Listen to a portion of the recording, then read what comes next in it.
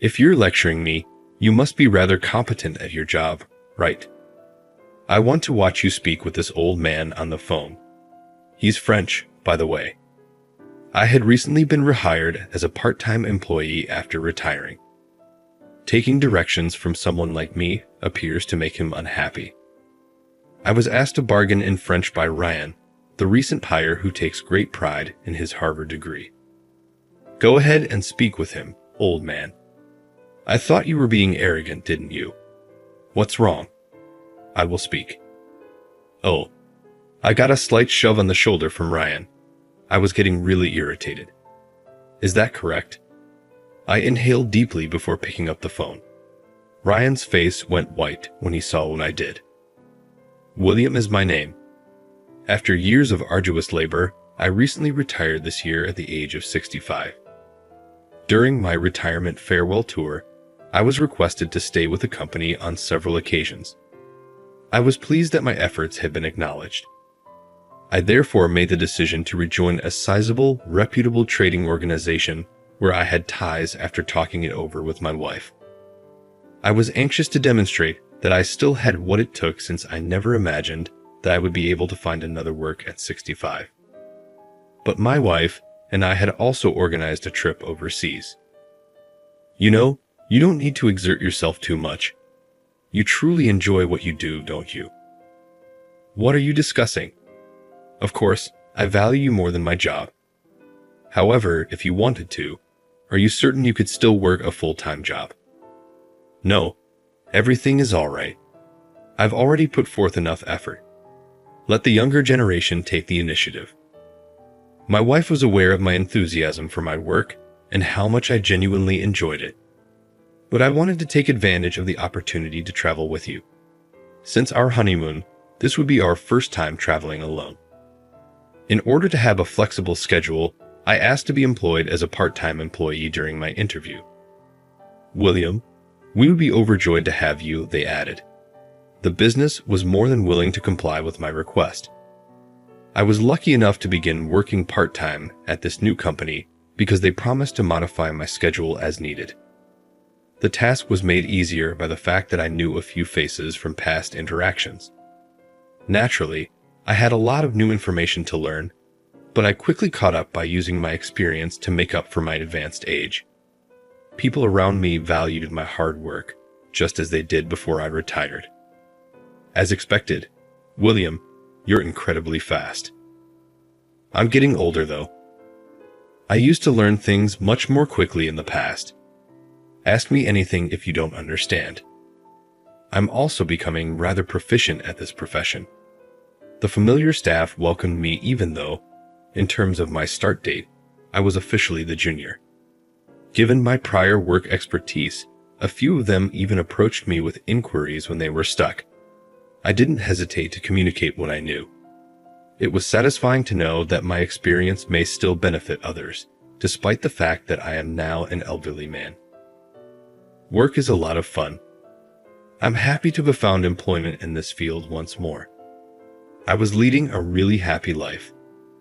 Following a month-long training program, it was time for the new hires to be assigned to their departments. Of course, there was also a new hire in our department. In the midst of the office, we were all called together. This time of year is upon us once more. Please assist the new member who is joining us if they require assistance. The new employee was urged to introduce themselves by the department supervisor, who pushed them ahead. In front of everyone, the newcomer took a stand. He had a smart suit and was fairly attractive. He parted his lips to say something. Hey, does he use English?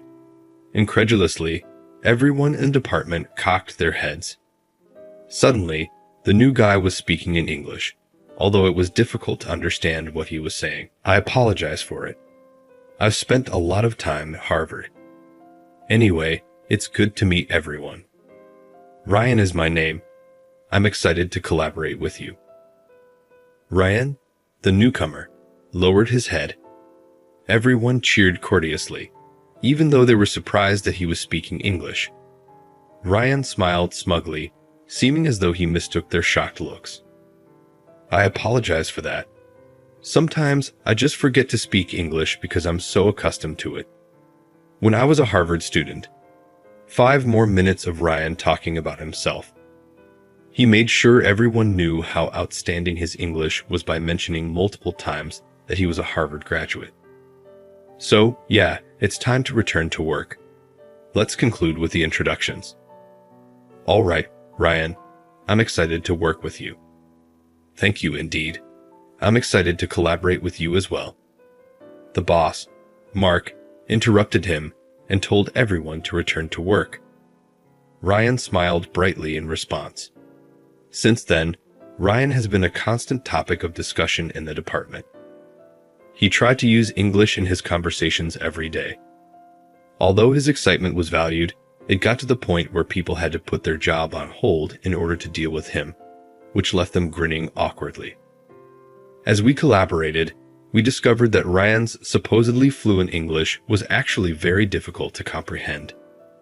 Ryan would remark, "Well, it just comes out naturally because I only spoke English while I was at Harvard." However, his English was hard to understand, even for native English speakers, and at times we couldn't understand a word he was saying. But he boasted so much that nobody was willing to tell him it out loud. We simply nodded in agreement to continue the conversation even when we couldn't understand what he was saying. Then Ryan came up to me one day. He posed a question, but I tilted my head in perplexity, unable to understand what he was saying. "Could you say that again?" I said. Ryan spoke again, but his unintelligible pace and pronunciation made it impossible to follow. "School" was the only word I could make out. I chose to ask him for a favor, though, because I didn't think I could understand even if he repeated it in English. "Would you mind saying it in Japanese?" Ryan clicked his tongue irritably at my attempt at a courteous grin. "Hey, you're not understanding. English? Why is this guy working here when he doesn't even speak English? Everyone working for this company is expected to speak English fluently." Ryan's tone was obviously sarcastic. At that moment, nobody else was present. Ryan gave me a quick smack on the shoulder, knowing this. "Hi, elderly gentleman. I wanted to know where you attended college. English is taught even in Japanese universities, correct?" Actually, though, I didn't attend college. I only received my middle school diploma. "How come? In middle school, you're not telling the truth. How did you join this organization?" Ryan started laughing so hard that tears started to form in his eyes. "Oh, hurry up. Really? Is this business so in need of employees that it is employing an elderly man who has only completed middle school and is unable to communicate in English? Oh, I see. I take that you were employed as a janitor." Ryan strolled past me, laughing as though he had no more use for me. Ryan's attitude toward me had a significant change after that day. As we passed each other, he would murmur something in English and snicker behind my back.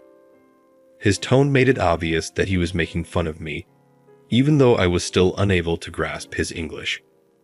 His conduct began to worsen once he somehow discovered out I was working part-time.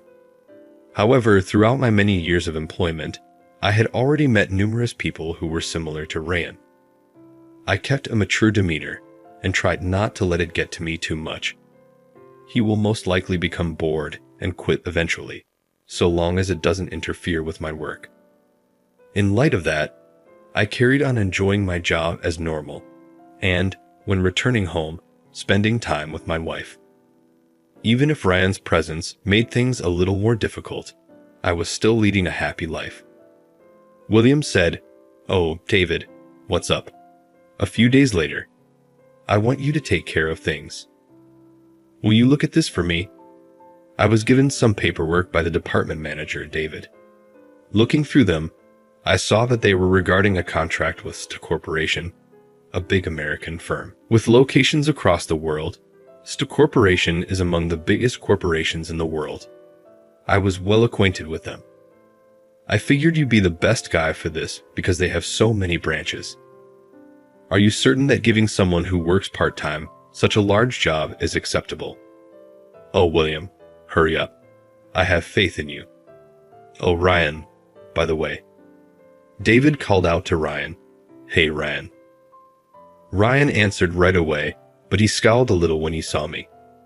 As David went on, What is it, David? His scowl changed to one of perplexity and rage.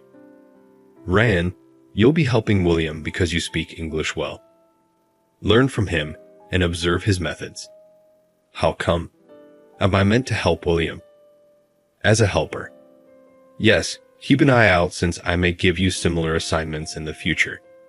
I'm depending on you, William. I got it. David left the department with a smile on his face. To make copies of the documents, I went to the printer. I heard Ryan complaining behind me. Why must I? Why is this elderly man involved? It was impossible for me not to sigh deeply. I turned to Ryan and scolded him calmly but firmly, looking him in the eye. Work is work, whether you like it or not. Together, let's accomplish this. You may be given this on your own one day, as David mentioned, so listen carefully. The documents are here. I'll go reserve a conference room because we're about to begin our meeting. Hold on there. Ryan appeared unhappy. He took the copies from me without a word, and I left to make the lodging reservation.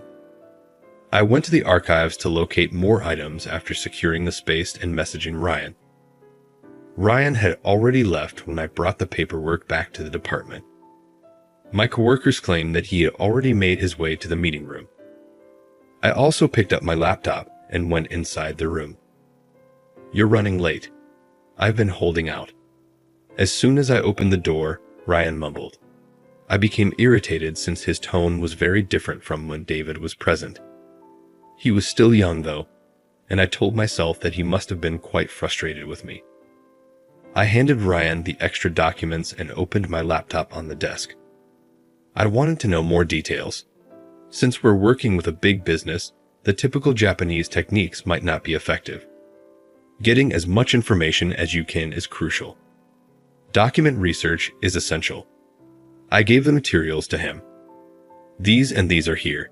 Be sure to read them through. He grabbed the papers out of my grasp and nearly pulled them out. Why must I help this elderly man? He's not even fluent in English. Are you even familiar with that laptop?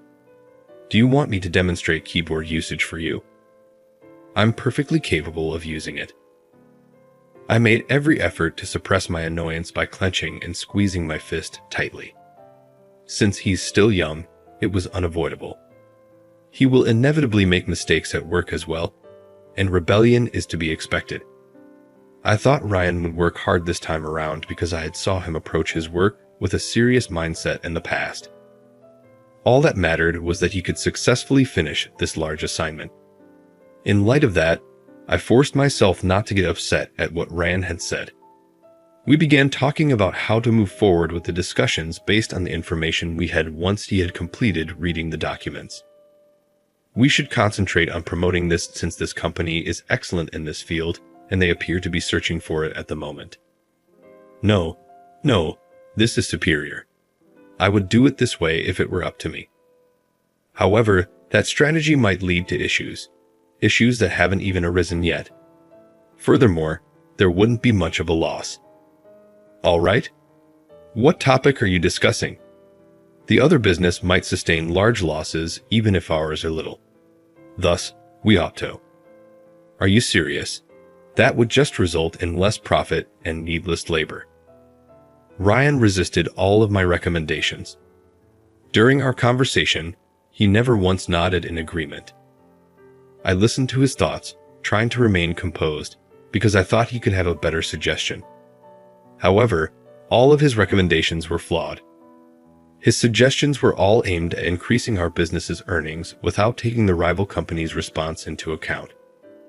Nothing was determined for a while, and Ryan grew more and more angry at me for not supporting his ideas. What a horrible plan. The old man with little education really has no use for anything he thinks about. You're such a moron. You still have me as your senior.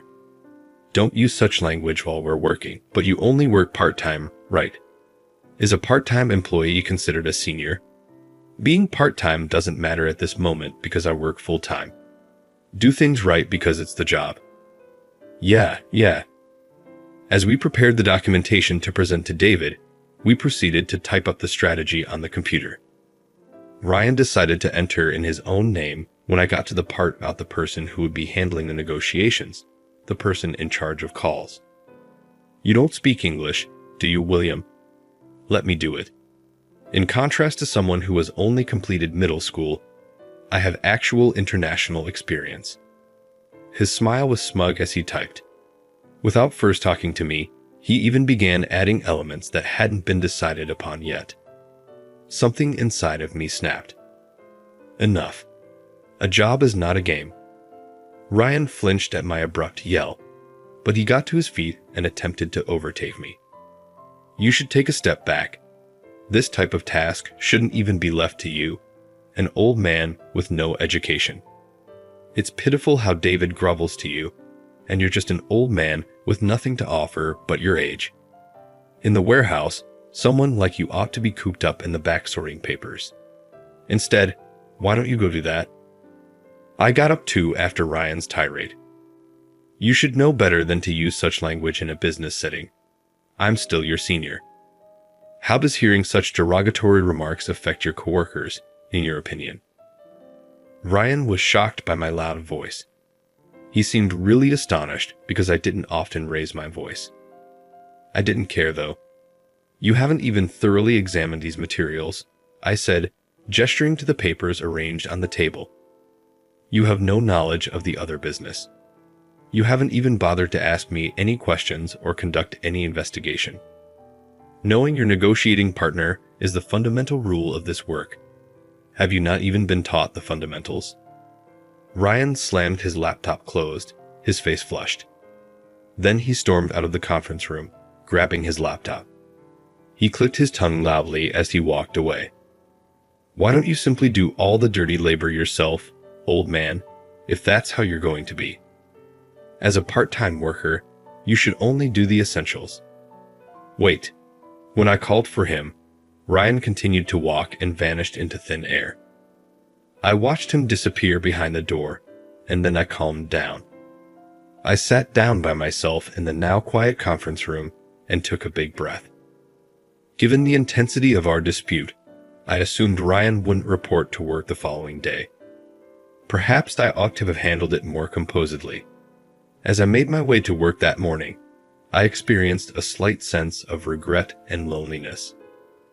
But as soon as I got there, Ryan walked right over to me with a somewhat arrogant expression. William, good morning.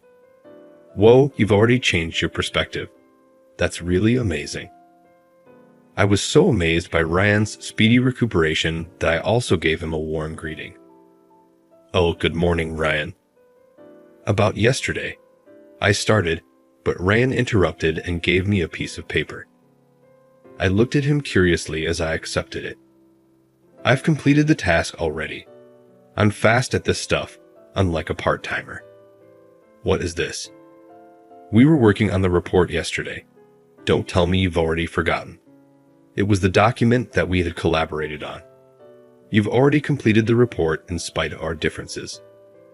Well, at least you didn't include any of the details we hadn't finalized. I began reading the document with relief, but something didn't feel right. Upon arriving at the portion containing the financial data, I verified the numbers 1, 2, and 3 times. As I frantically reviewed the numbers, Ryan erupted in laughter and clutched his stomach. Are you criticizing the document because it was created by a novice? A Harvard graduate like me would never make a mistake. In addition, I've already forwarded it. You sent it to the client. Obviously. Remember that I work quickly. I was taken aback by what Ryan said. After yesterday, I was determined not to raise my voice, but I couldn't resist shouting. Hey, this sum is incorrect. This might cost our business $1 million if it succeeds. What? My voice reverberated throughout the department, and then, as if to heighten the tension, a phone rang. When the internal line buzzed, I responded right away. This is William from the Department of Foreign Sales. Hi there. Is Ryan present? The French chapter of St. Corporation has called for him. It was Ryan's call. He grabbed the phone out of my grasp and requested to connect. I watched Ryan nervously as the connection to the French branch was connected and I was unable to hear the other person's voice. Ryan started talking on the phone in English.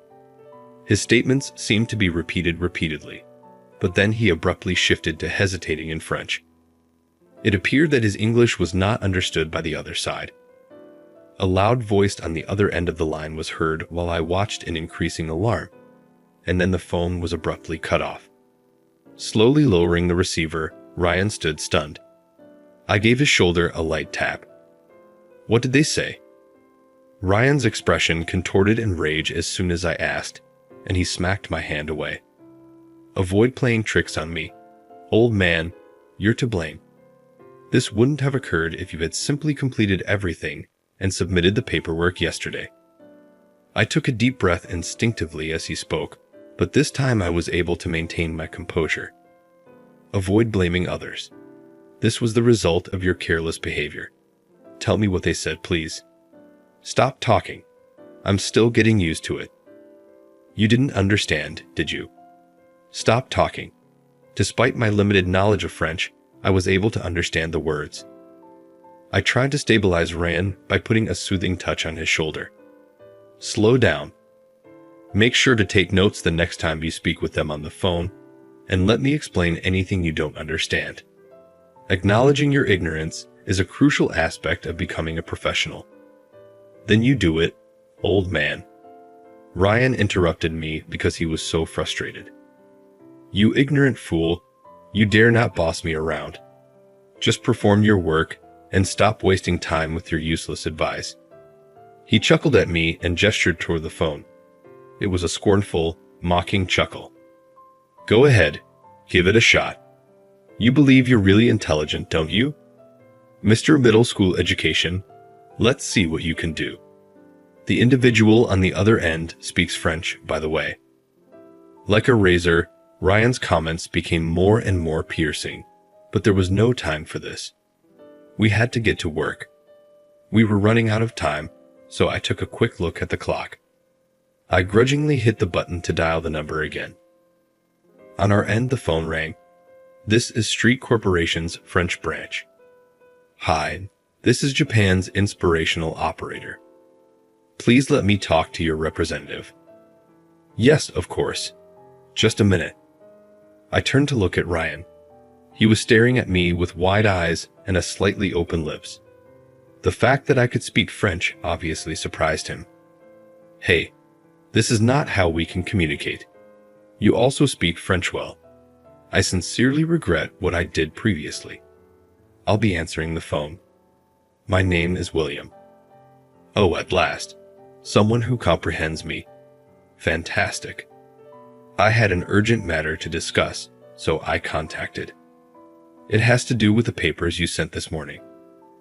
I offered my heartfelt apologies and explained the mistakes in the paperwork. I promised to quickly prepare new, updated documents and deliver them again. Luckily, we were able to avoid any major repercussions because the financial statistics had not yet been finalized and it was still in the review stage. I was relieved, so I thanked the agent and hung up. Woo, we were fortunate to catch it in time. I looked straight at Ryan. You know, they said they couldn't understand a word of your French. So, what if you can speak French? Ryan was ready to respond when the internal phone rang once again. Startled, Ryan leaped. Beep. I apologize, but there are a lot of calls coming in. In addition to the Italian and Spanish branches, there is one from Street Corporation's Chinese branch. Ryan's face went white. I looked at him and realized right once that Ryan probably only spoke English. I hurriedly grabbed the phone and requested that the operator connect me to each branch one at a time.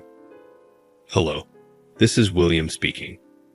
I started using Chinese to communicate with the individual on the other end. No time to see how Ryan would respond. I answered calls in a variety of languages, including Spanish, Italian, and Chinese. It had been a long time by the time I was done. I was relieved that the last call was over and took a deep breath. I took a seat and quickly copied my call notes into my notepad. Before I forgot, I had to let the appropriate departments know the specifics. Could you please recalculate the numbers on the docs you created, Ryan? Let's promptly fix them and send them to the branches again. Yes. When I saw Ryan's feeble reaction, I turned to face him. His expression was lifeless, displaying the remorse and annoyance of making a mistake while typing on his computer. Without looking at me, Ryan posed a question to me. How many languages can you speak? About 10, I wrote back. There were people from those regions in my previous job, so once I explained the situation, they understood immediately, and the calls went smoothly. It appears that we can resolve any issue. We truly escaped a bullet. But if it's in English, I cooled. In an attempt to defend himself, Ryan stumbled. In the hopes that it would finally reach him, I couldn't resist sharing what I had heard. You're a really arrogant guy, according to Michael from the American branch. You work quickly, but you make a lot of mistakes, he said. Additionally, he asserted that proficiency in English does not equate to excellence. What? Additionally, it's really difficult to understand your English. I found it difficult to follow, and Michael admitted that he had trouble understanding you at points. To prevent interfering with the work, he intends to urge David to let me handle your responsibilities until you are able to communicate more effectively. To be honest, you've merely made my plate bigger. After saying this, Ryan had a deceived look on his face when I turned to face him. He had never before been made aware of this, it appeared. I stopped working and looked straight at Ryan. Although language serves as a tool for communication, the motivation behind it is what counts most. Communication should come naturally. There's no use showing it off. English proficiency alone did not earn you a Harvard degree. All right. You were able to achieve more because you put a lot of effort into your studies and learned how to use English.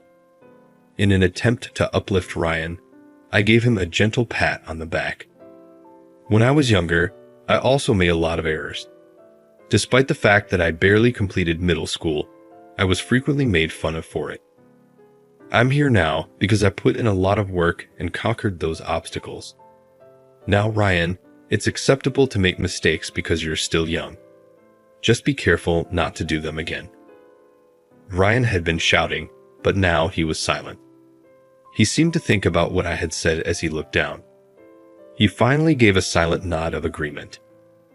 I returned to my work satisfied. Okay, let's resume our job.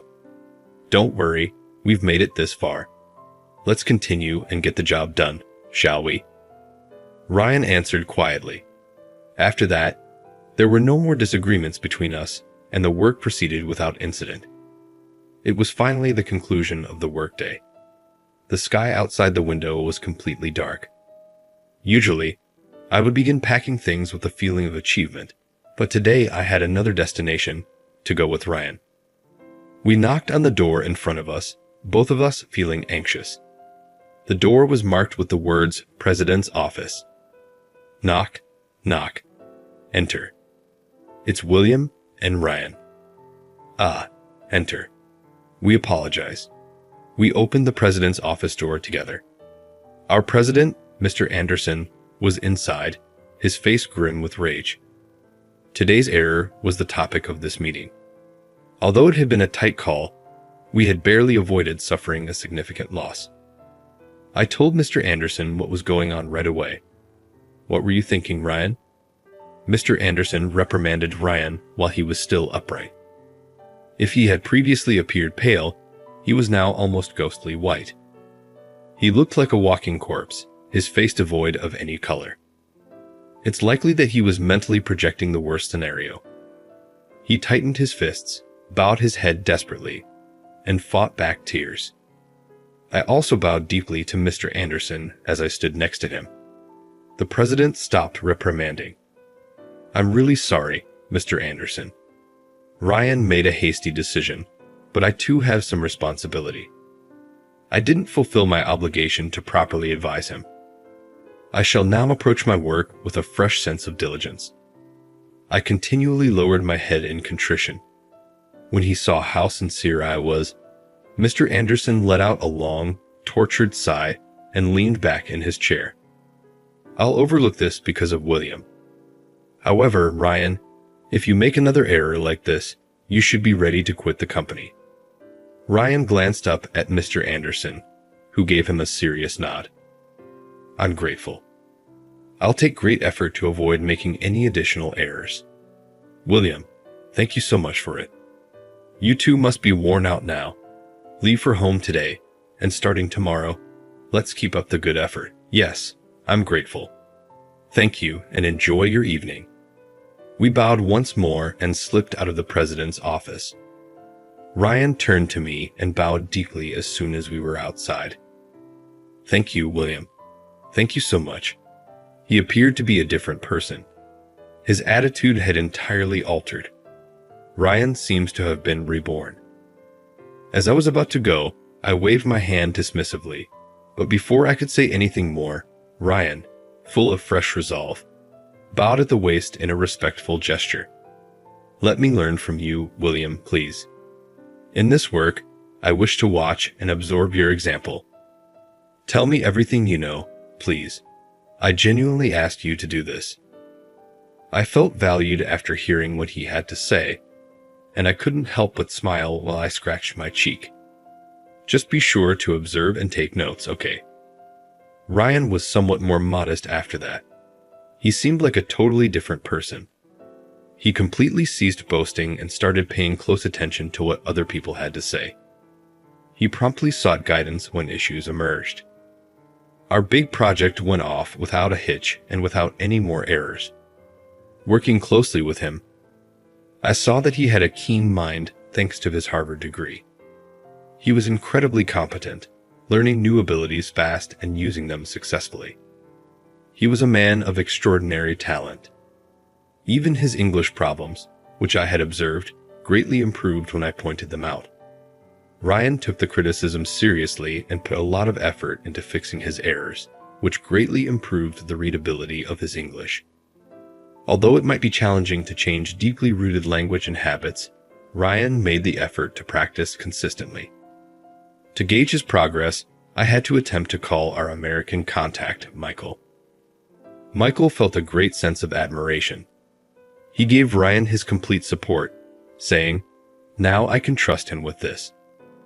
My workload started to lessen as a result, and I now have more time in my schedule because I can take time off anytime I choose.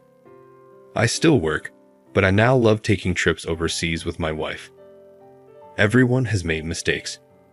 Nobody has ever succeeded without failing at some point. But the most important thing is what you do when you make a mistake. I've come to think that as long as you keep striving to improve, it's acceptable to fail frequently. At my age, I've learned again that it's more essential to learn from your mistakes and move on rather than to hide them.